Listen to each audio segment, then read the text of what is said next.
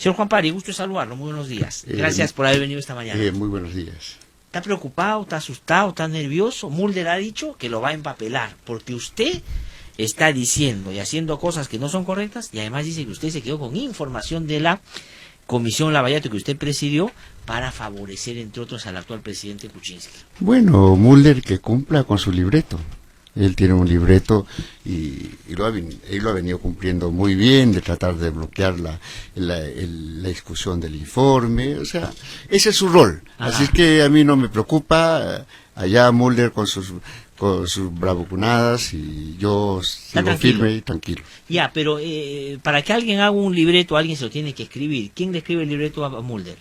O sea, ¿quién defiende Mulder? Bueno, creo que el país lo sabe, ¿no? Hay intereses que cubrir, intereses de la gestión del señor García. Entonces, él está ahí con su rol como buen escudero del Partido Aprista. De acuerdo, el abogado de Alan García. Así es. Ahora, pero digamos, resulta particularmente curioso que una persona como Mulder haya dicho hace bastante tiempo que él pone las manos al fuego por Alan García y participa de una comisión que tiene que investigar a García también. O sea, digamos, ¿qué nivel de imparcialidad puede haber ahí en una investigación, no? ¿Cuál es su opinión sobre eso?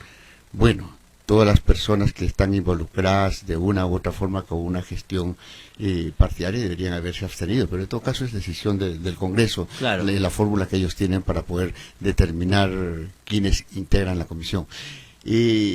Pero sin embargo yo veo una situación curiosa. Él lanza su amenaza en un momento previo, un día antes, donde Juan Pari tenía que presentarse a la fiscalía. Ya, de acuerdo. Ya, y en la fiscalía se tenía que decir cosas, y se dijo cosas muy importantes. Ajá. Y que es un tema de mucha responsabilidad del señor Humala, que llega a 7.000 millones, pero también hay responsabilidad del señor Alan García de haber dado una concesión a una offshore que se había formado hace un año atrás. Ajá.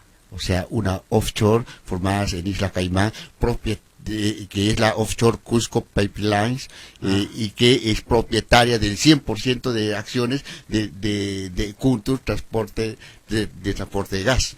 Ajá. Entonces, ahí hay temas. Una empresa que no tiene ninguna experiencia en términos de gas, Ya. una empresa que al final de cuentas no se sabe quiénes son las personas naturales y quiénes son los dueños. La comisión, y sugiero al señor Mulder que vaya a pedir e investigue quiénes son los dueños de esa offshore que se le dio la buena pro de esa en la época de García. En la época de García. Ya, pero ahora el trabajo a Mulder, porque Mulder, como está más preocupado en salir en los medios y decir que lo va a denunciar a usted, de repente no tiene tiempo para buscar esos nombres. ¿Quiénes son los dueños de Kuntur? Bueno, es una offshore formada en Islas Caimán. Además, Islas Caimán suena a 85 al 90, también.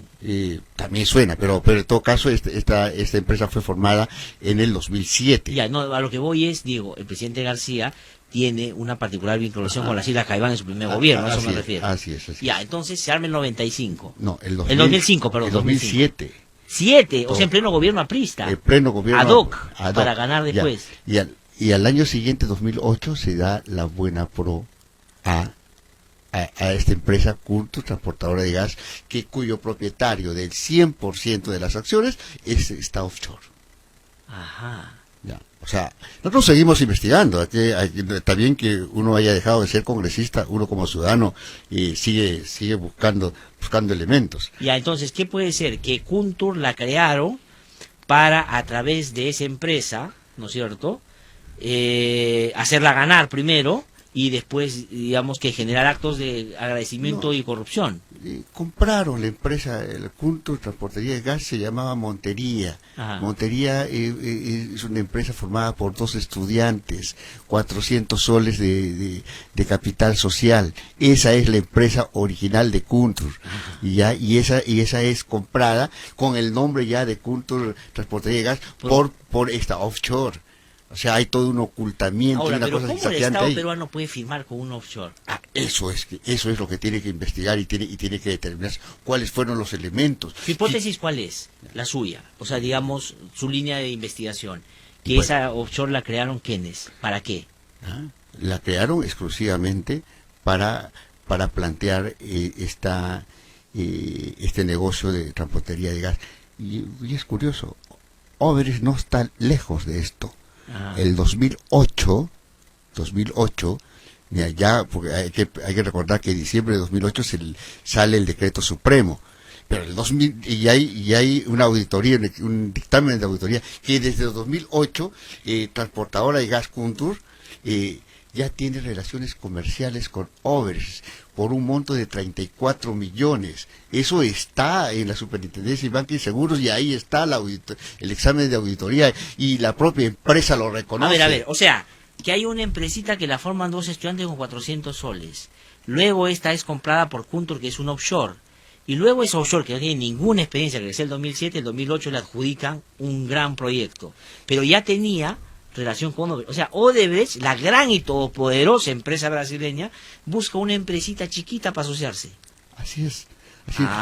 Y esta offshore fue creada con $50,000. Ya. Para ganar al año un proyecto de $1.300 millones. Ajá. ¿Sí? ¿Y esa puede ser la caja chica de los corruptos en la época de García? Bueno, podría ser muchas cosas. No tan caja chica, digamos, ¿no? Sí, sí, o sea, el tema. Pero su hipótesis, ¿qué es entonces? Que la corrupción se dio a través de esta offshore y ahí se canalizaron probablemente todas las coimas. Claro, hay una fórmula bien curiosa, ¿no? O sea, por ejemplo, la interoceánica aparece con 810 millones, Ajá. Se engancha el Estado con este proyecto para después costar más de 4.000 millones. Es verdad. Ya. Ahora, en este caso, el gasoducto.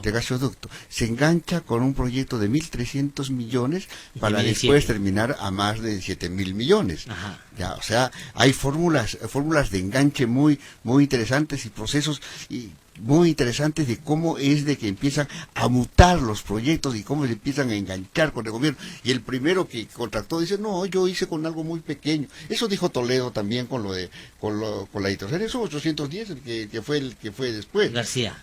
Y ahora eso sucede también con el gasoducto. Ajá.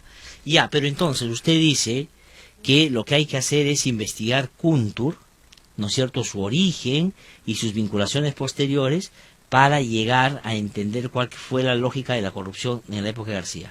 Sí, y hay personajes muy curiosos que se van cruzando en todo este proceso. La empresa Cracia, que está vinculado y aparece vinculado a las investigaciones de la Policía Federal brasileña, el famoso Sanginés, el famoso boliviano. Ajá. Ya, entonces aparece con Cracia y aparece también relacionado con lo de Kuntur Transportería de Gas.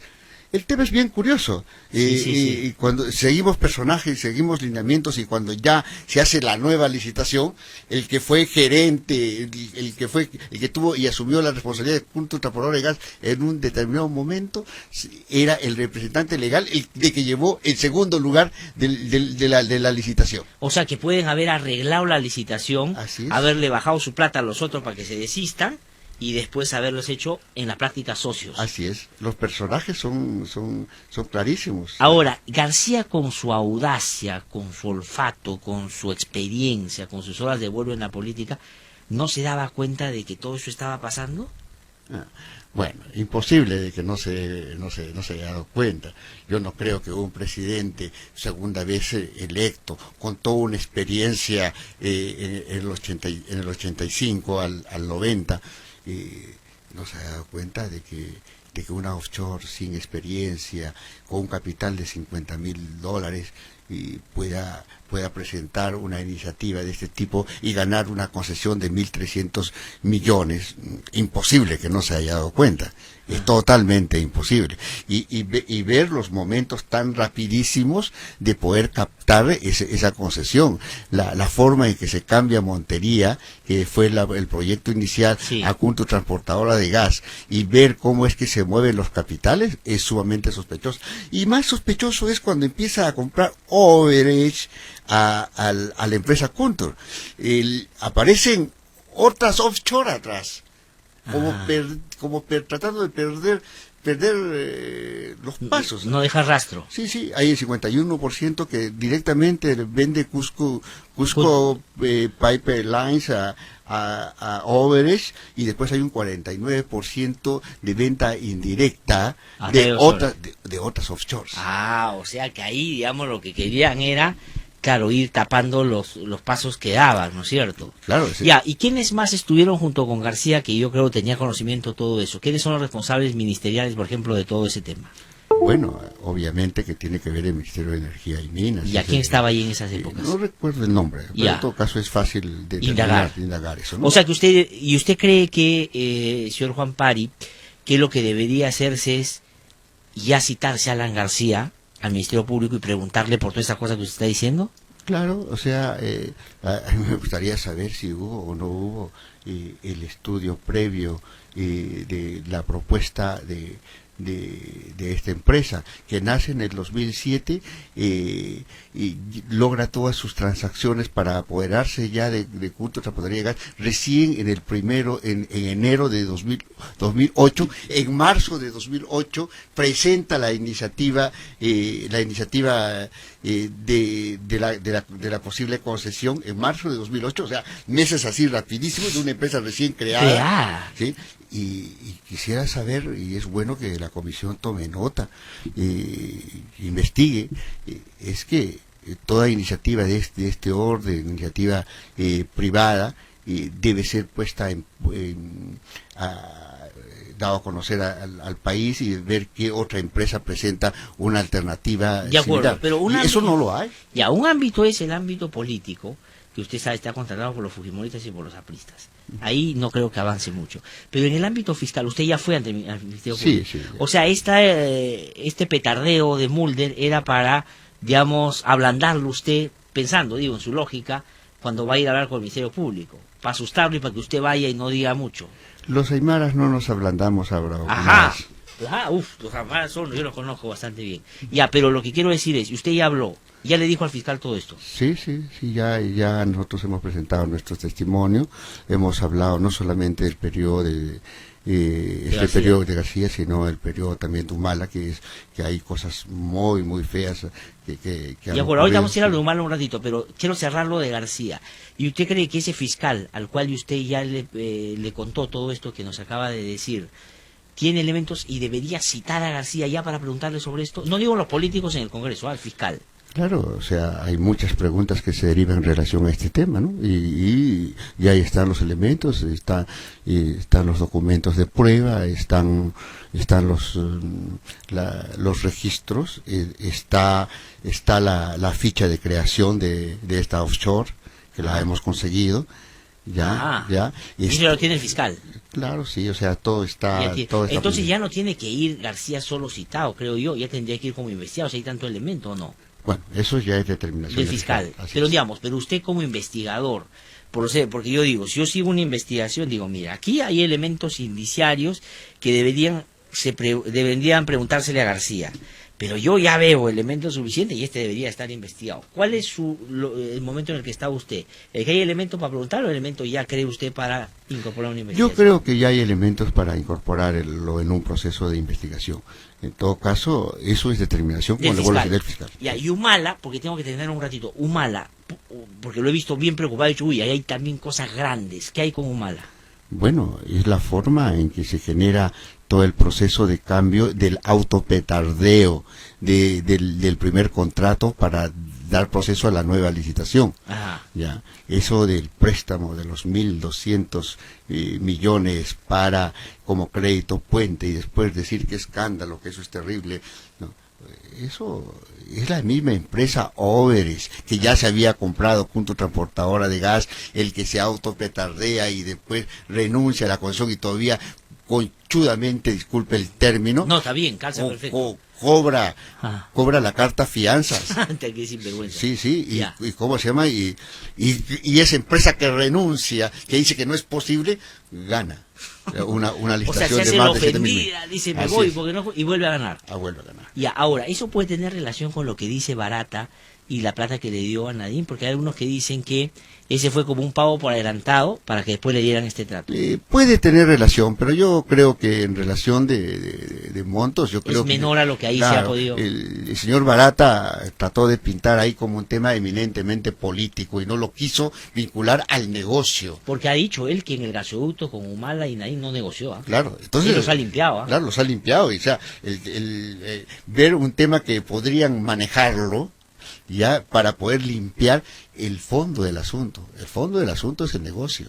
Y que una empresa no está pensando en las ganancias y en los negocios, y peor todavía una empresa corrupta como Odebrecht. No, y con tanta cantidad de plata que se movía en la obra más grande que ha habido en la historia reciente. Entonces, ¿usted cree que el tema de vincular a Nadine y a Ollanta, solo el entrega de los 3 millones para el fondo de campaña, es como una distracción para quedarnos en el ámbito previo y desentendernos del principal escenario de corrupción que ha sido... Es el dulce para hacer bulla política, es el dulce para ciertos titulares de prensa. Yo creo que hay que ver los temas de fondo. ¿Cuál fue el tema del negocio en el fondo? Porque mira, las cosas nacen no solamente en el proceso de licitación, como queda Odebrecht solito compitiendo, y el segundo casi autorrenunciando porque es el mismo personaje que aparece como responsable de Culture Odebrecht, aparece y cambia No, ya, eso pues, está ya, más arreglado ya. que... Entonces la cosa se nota. El tema es cómo hay ese disloque dentro de la oferta y la demanda de gas. Ese disloque es muy fuerte. O sea que el tema tengo que terminar lamentablemente, señor Juan Pari, pero el tema es el siguiente. Entonces, el que Barata haya dicho, nosotros no influimos corruptamente en el tema del gasoducto del sur, es para salvarse ellos, porque ahí sí hay una plata que tendrían que indemnizar fuerte, y para salvar a Ollanta y a Nadine. Así es, así es. O sea que han conversado ahí, ¿cree usted? No sé si habrán No, conversado, ya. pero me parece que es parte de la ruta que sigue Barata para limpiar a su empresa, porque en el fondo ahí hay un negociado totalmente plata, claro. pues, es el más caro. Así es. Esto que ha pasado con Juan Monroy en el Congreso, él fue a la Comisión Lavallato, él ha hecho un informe que se dice que lo entregó el 4 de agosto, que con eso levantaba todas las observaciones de la Contraloría, que había dicho que no contraten con Odebrecht y el consorcio. Pero él dijo, yo no he hecho ninguno el 4, yo lo hice el 8 o el 10. Pero Proinversión ha sacado un documento diciendo que sí lo entregó el 4. Pero la pregunta es, si el 3 se enteraron de la observación de la Contraloría, ¿que tan rápido hizo un informe Monroy para ya el 4 presentarlo? ¿O cree usted, cuál es la versión que cree usted, la de Monroy o la de Proinversión? Mire, yo sí creo que Monroy no ha entregado ni un documento. Ya. Porque es totalmente claro, el día 3 se entrega la vicecontralora, que al día siguiente, en mediodía, hizo todo un informe que costó $12,000 y hizo toda la investigación al Poder Judicial y todo el tema, totalmente o sea, no imposible. hizo ningún informe. Ojo, ahí hay otro dato. Los ministros pueden estar en 2 sitios a la vez, en el Ministerio de Economía y en el Palacio de Gobierno. Miremos la relación de presencia de los ministros, incluido Kuczynski, que ingresaron muy temprano en Palacio y salieron muy tarde de Palacio. O sea, ¿usted cree que no hubo reunión y que no hubo informe? Es bien probable porque la fecha y la hora de la firma del contrato ya estaba programado más antes, o sea, para el día 4. Le pagaron a Monroy por algo que no hizo. Capaz lo hizo y lo presentó Pero después. O sea que es falsificado lo de Proinversión, creo ya, que. y lo hizo muy mal porque lo tuvieron que subsanar después con esa famosa ley dada en enero del Pero mi pregunta es, entonces, esto que aparece con un sello del 4 de agosto de un informe que él obviamente no había hecho, es una falsificación. Podría ser falso porque es un sello y es un sello de Proinversión, ¿no? Pero podría ser falso. Sí, porque... Sí. Muy bien, muchas gracias. Y mil disculpas porque no es usual, pero quería hacer esa pregunta. Vamos a una pausa, regresamos con Carmen González en un ratitito.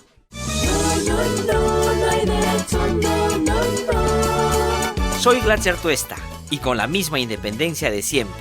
Ahora nos cambiamos de dial, pero no de camiseta. Desde el 1 de marzo, no hay derecho. A través de los 105.5 FM. Una producción de IDL Radio.